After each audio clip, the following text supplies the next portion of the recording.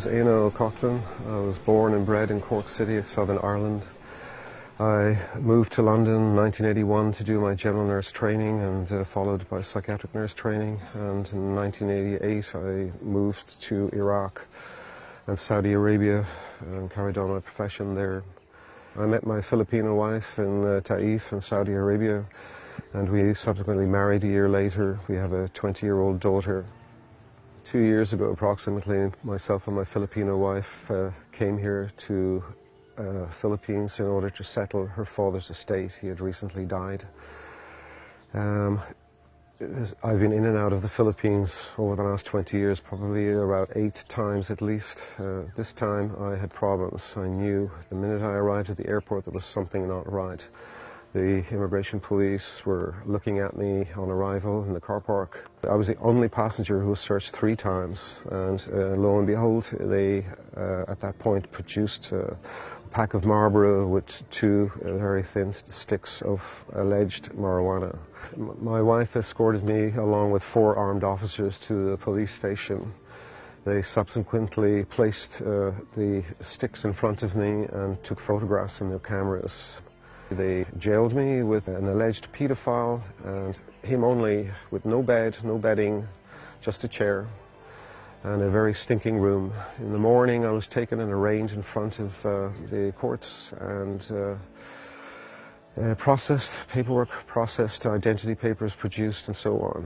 They had seized my property, they seized my camera, they seized my passport and various other things that couldn't possibly have anything to do with my case. And after that I was driven to the bigger, large jail they call BJMP. The conditions in the prison were pretty basic. It was 15 people to a room. There's lots of mosquitoes, cockroaches. Within 2 days I got scabies on my hands and lice in my hair. Very uncomfortable at night time. There's only an electric fan blowing for the 15 of us, and we are sleeping on benches on top of each other. If one rolled over, everyone woke up. We shared a toilet and shower, so when you showered, everyone else was just looking at you. You were covered just from the waist down. You had to queue up for everything, and there was a strict regime of where you had to be roll called about every 4 hours. It was difficult.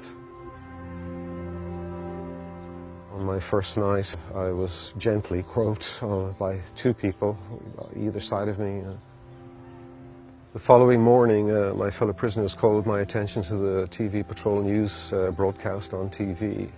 That's when I really fully realized that the sticks, or joints as they call them, had completely changed from the cigarettes that I had in the airport.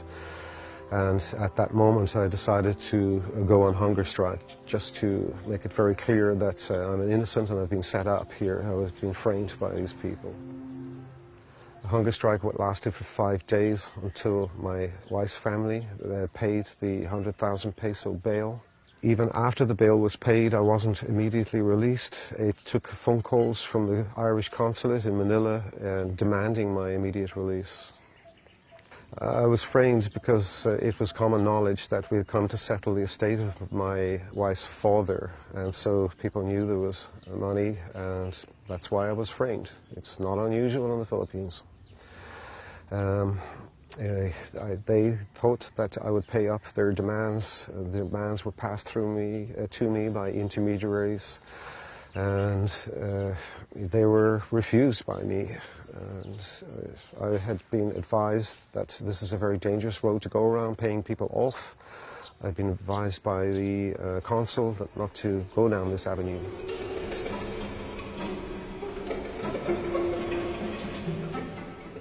The night before my sentencing, my business partner advised me that I was going to be sentenced to 12 years.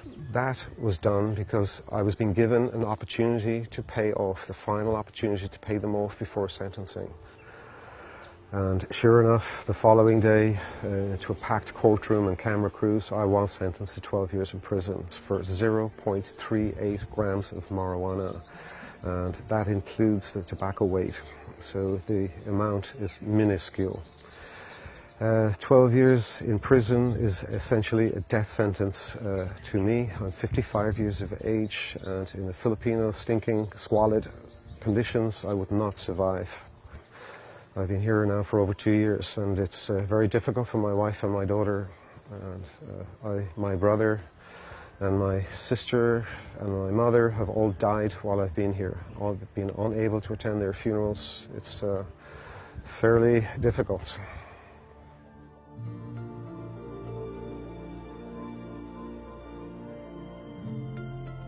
I would like all of you who are watching this video to go to my website www.bringeannahome, all one word, .com, or to change.org and sign my petition. Some of you might be able to take the time to write to your local politicians and your local newspapers to highlight my case and help me to get out of the Philippines and get back home to my wife and daughter. And remember that my sentence is 12 years. It's a death sentence. I'm 55 years of age, and you have to remember this is not justice. I am an innocent person, and I am desperately needing your help. Thank you for listening to this video, and I hope you will sign. Thank you.